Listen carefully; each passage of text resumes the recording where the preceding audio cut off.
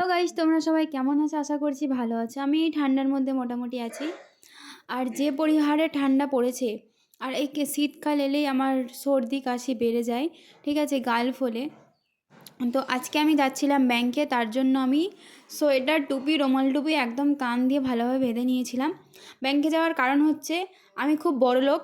7 বছরেও আমি লেনদেন করি না ব্যাংকের সাথে, যার কারণে ব্যাংকের কাকুগুলো আমার অ্যাকাউন্টটাতে তালা লাগিয়ে দেয়। তার জন্য মানে আমি যাতে ব্যাংকে যাই, গিয়ে আবার ঠিক করে আসি, সেই ব্যবস্থাই ওনারা করে দেয়। এমনকি আমি ব্যাংকে যখন খাতাটা করেছিলাম, ঠিক আছে, আমি বাংলায় সই করেছিলাম না ইংরেজিতে সই করেছিলাম, আমি এটাও মনে নেই আমার।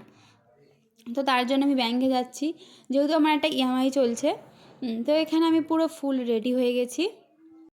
এই যে এখানে দেখতে পাচ্ছ, পা থেকে একদম মাথা পর্যন্ত পুরো প্যাকড আপ। তারপর আমি বাইরে বেরিয়ে পড়েছি। হাত মোজাগুলো পরে মনে হচ্ছে আমার আঙুল আছে না নেই নিজেই বুঝতে পারছি না। এই যে আমার স্কুটি রানি, একে ছাড়া আমি কোথাও যেতে পারি না, আমার ভালো লাগে না। কিন্তু এই শীতকালে একে আমার চালাতে না হাড় থেকে কাঁপুনি আসছে, মানে এত পরিমাণে ঠান্ডা। আজকে আমি যখন ব্যাংকে যাচ্ছিলাম, একটা ছেলে সোয়েটারের চেন খুলে উড়াতে উড়াতে যাচ্ছে। আমি বলি, ভাই তোমাদের ঠান্ডা লাগে না?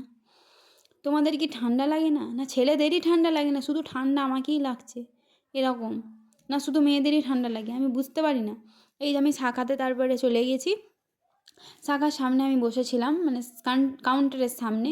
এখানে আমি টাকা জমা করেছি, বিল পেমেন্টও করেছি।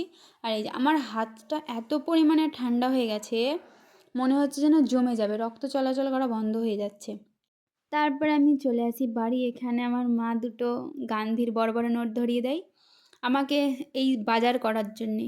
বাড়ির সমস্ত বাজার হাট যেহেতু আমাকেই করতে হয়, আব্বু কাজে ব্যস্ত থাকে, দাদা বাড়ি থাকে না। তো এই যে তারপরে আমি দোকান থেকে ঘুরে এসে আমার ফুম্মাদের ঘরে যাই, কারণ আমাদের ঘর আর আমার ফুম্মাদের ঘর দুটো একসাথেই কাজ হচ্ছিলো।